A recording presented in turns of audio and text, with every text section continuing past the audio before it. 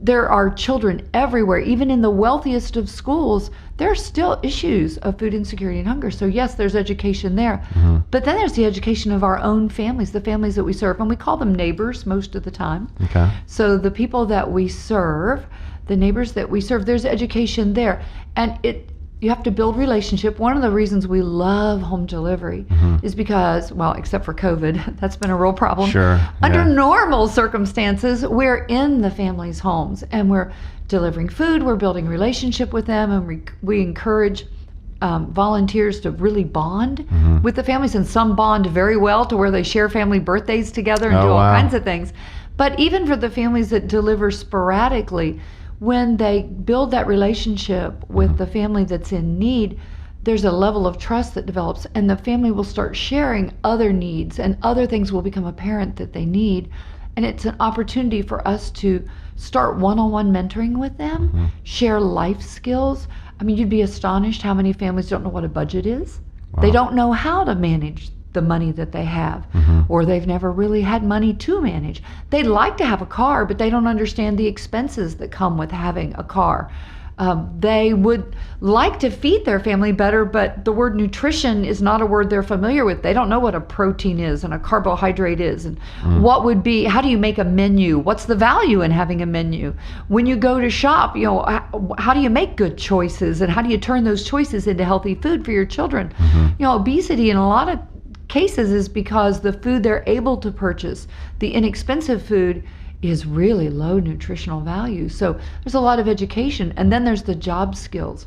We had a family that the dad had lost his job. He was a screen printer. A lot of people don't even know what a screen printer is, but he had lost his job because that's a sunsetted skill. He didn't have another skill. So the mom, they had 3 children in the home. The mom had gotten a job at McDonald's because McDonald's was open 24 hours a day. And so she could work at McDonald's at night while dad was with the kids. That way they didn't have to have childcare. Okay. But they were struggling to make it. Well, she was walking 9 miles at night. Wow.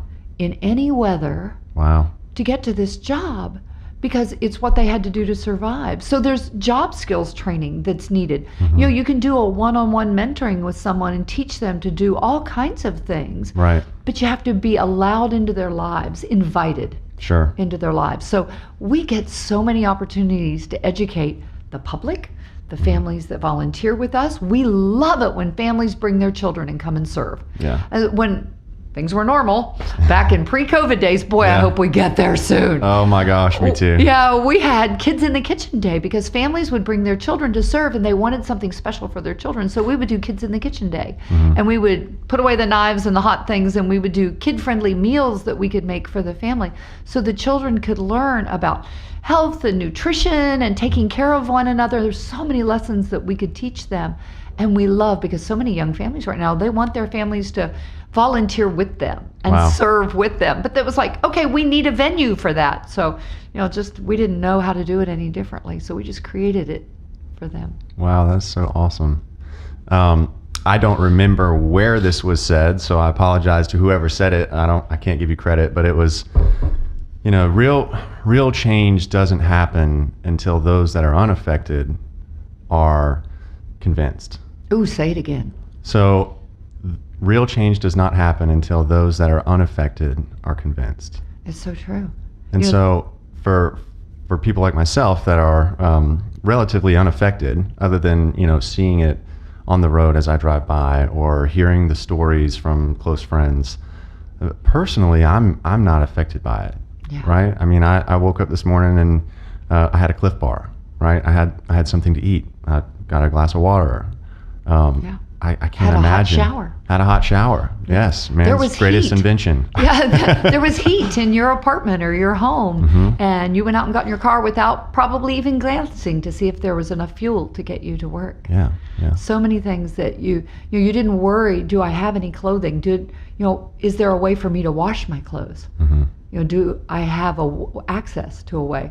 That flies almost in the face of for someone who is a believer, no evidence is necessary.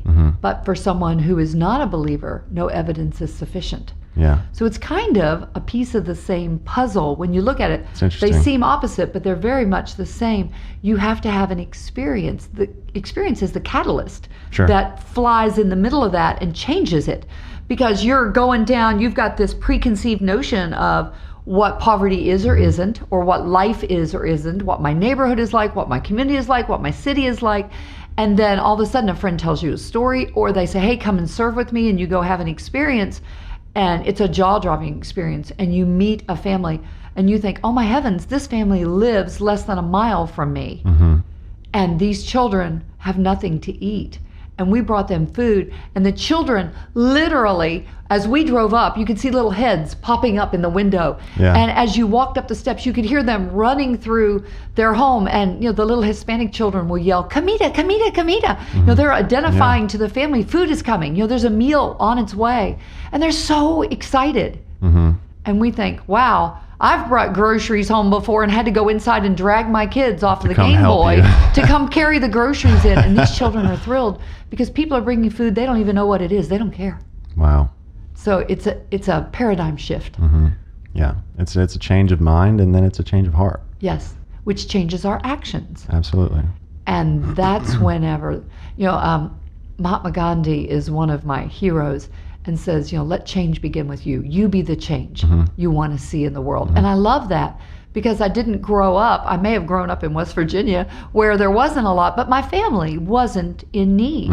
Now, my dad tells stories of growing up in need. He lived in a boarding house when he moved out, and his landlord would let him put ketchup in hot water to make tomato soup.